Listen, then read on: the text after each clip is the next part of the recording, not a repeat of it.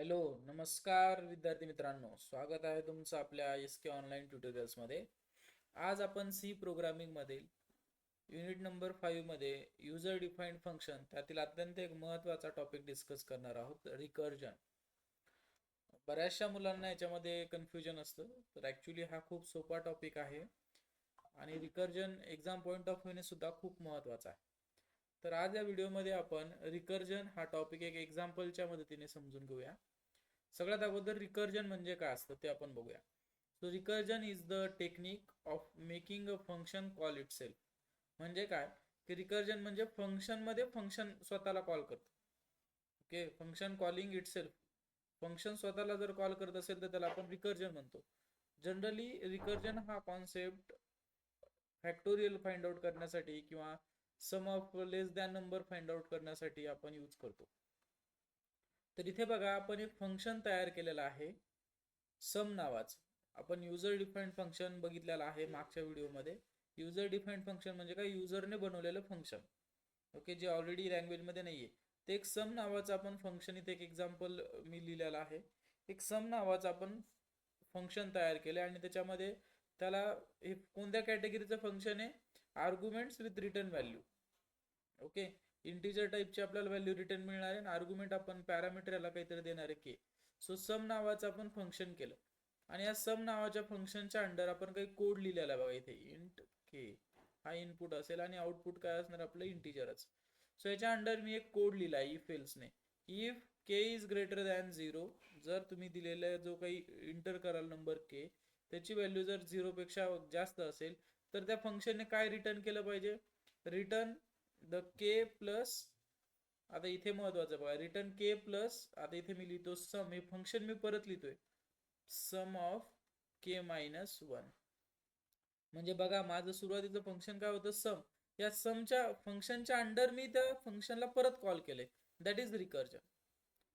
It is a technique of making function call it self. फंक्शनच्या under फंक्शनला call करते ते. हे सम नावाचं फंक्शन मी लिहितोय, पण फंक्शनचा ब्लॉक ऑफ कोड लिहिताना मी सम फंक्शन परत कॉल करणार आहे, that is K minus 1. And if it is else it is 0, किंवा जर के ची व्हॅल्यू 0 असेल तर त्याने काय रिटर्न केलं पाहिजे, रिटर्न 0. सो एक मी युजर डिफाइंड फंक्शन लिहिले ज्याचं नाव आहे सम. आणि हा फंक्शन लिहित असताना ही झाली फंक्शनची डेफिनेशन. आणि फंक्शनच्या डेफिनेशन मध्येच मी फंक्शनला कॉल केले परत एकदा. ओके, जर असा कोड तुम्ही लिहिला तर तुम्हाला काय मिळणार आहे, लेट्स से जर के ची व्हॅल्यू तुम्ही 10 इंटर केली तर हा कोड एक्झिक्यूट कसा होईल बघू आपण. सो इथे पॅरामीटर मध्ये के च्या जागी किती स्टोअर होतील, 10. सो आतमध्ये इथे कंडिशन चेक होईल, k is greater than 10 is greater than 0, yes it is greater than 0. जर इफ कंडिशन ट्रू असेल तर आपल्याला माहिती, इफ एल्स मध्ये आपण बघितले, इफचा ब्लॉक एक्झिक्यूट होईल. सो काय रिटर्न करेल हा, 10 रिटर्न के म्हणजे 10 plus sum of K minus 1, म्हणजे के ची व्हॅल्यू 10 आहे, इथे किती होईल, 9. म्हणजे इथे परत काय होईल, ते सम ऑफ 9. मग परत हा फंक्शनला इथेच कॉल करेल, फंक्शनच्या अंडर फंक्शनला कॉल करेल तो. आता के ची व्हॅल्यू 9 होईल. मग परत असं जर करत गेला तो, 9 इज ग्रेटर दॅन 0 म्हणजे प्लस 9 प्लस 8 प्लस 7, असं कुठपर्यंत चालेल, जोपर्यंत हा फंक्शन 0 होत नाही तोपर्यंत. Plus 4 plus 3 plus 2 plus 1 and plus 0. जेव्हा 0 होईल तेव्हा हा इफच्या ब्लॉकच्या बाहेर पडेल.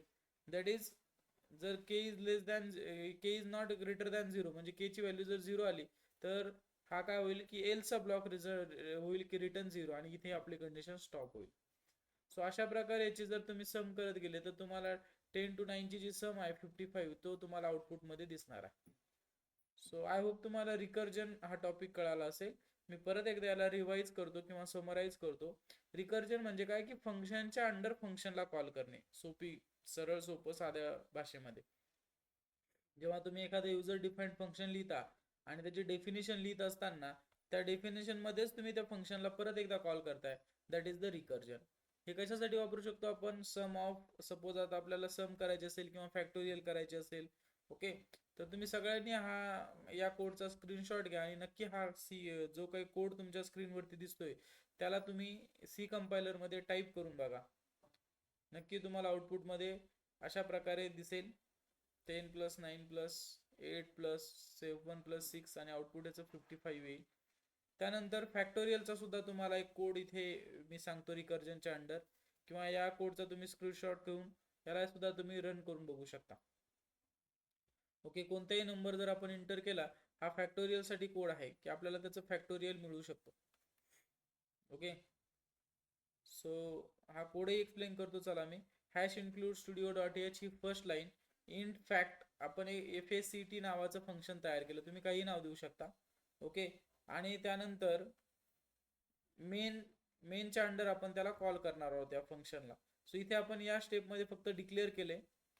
त्यानंतर इंट मेन आपण काही व्हेरिएबल घेतलेत, n आणि f नावाचे व्हेरिएबल डिक्लेअर केलेत. So printf enter the whose factorial you want to calculate ज्याची कॅल्क्युलेट करायची ती व्हॅल्यू आपण असा एक मेसेज प्रिंट केला. देन स्कॅनएफ, आणि हा कशामध्ये जाणार, n मध्ये स्टोअर होणार. n म्हणजे ऍड्रेस देतो n मध्ये. लेट से तुम्हाला 6 चे फॅक्टोरियल पाहिजे, तर n ची व्हॅल्यू किती होईल, 6. So f stand for factorial of n असं एक एक्सप्रेशन आपण लिहिलेलं आहे.